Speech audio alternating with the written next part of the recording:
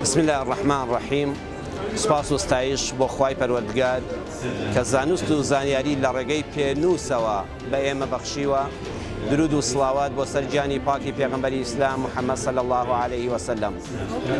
شادمانم کە ئەم جارش لە پێشانگەی دووەمی نێودەوڵەتی کتێب لە شاری سلێمانی بەشداریم کردەوە لە خزمەت کاک حاجی حەسەن و ئەم ستافە بەڕێزەدا. تەنها ئەوەی کە هەم بێ دەستخۆشیە و سەدان جار دەستخۆشی و دوعای خێرمان هەیە بۆ کۆمپانیای ئەتڵەس ئەسیل و جەنابی کاک حاجی و ستافەکەی بەگشتی هەموو لایەکیان لەش ساغ و تەندروست بن، خوای گەورە بەرەکەت بخاتە کار و پیشەیانەوە. بەڕاستی شاری سلێمانی جوانیان جوانتر کرد.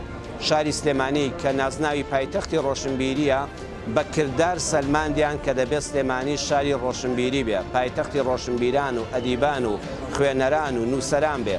هەر یەکێک لە ئێمە کە عاشقی کتێبین کە منۆک و خودی خۆم کتێب لە هەر شوێنێک بێ ئەوێ بە ئاوەدانی دەزانم سلێمانی بۆشایەکی گەورەی هەبوو کە پێشانگەی ساڵانەی کتێبی تیان نەدەکرایەوە.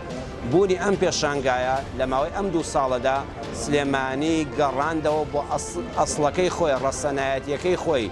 جارێکی تر و سەد جاری تر دەستخۆشی بە کاک حاجی حەسەن و کۆمپانیای ئەتڵەس ئەسیل و هەموو ئەو بەڕێزانەی کەوا ماندوو بوون لە بەڕێوەبردن و ئامادەکردنی ئەم پێشانگایەدا و هەموو ئەو دارە بەڕێزانەش ئەو دارونەشرانەی لە کوردی و لە عەرەبی لە ڕۆژهەڵاتی کوردستان لە وڵاتانی عەرەبی دەوروبەرمان کە بەشداریان کردووە.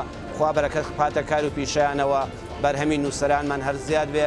ئێمەش وەک خۆمان هەمیشە هەوڵ دەین ساڵانە کتێبێکمان لەم پێشانگایەدا عەرز بکرێ و ئومێدی سەرکەوتن بۆ هەموو لایەک.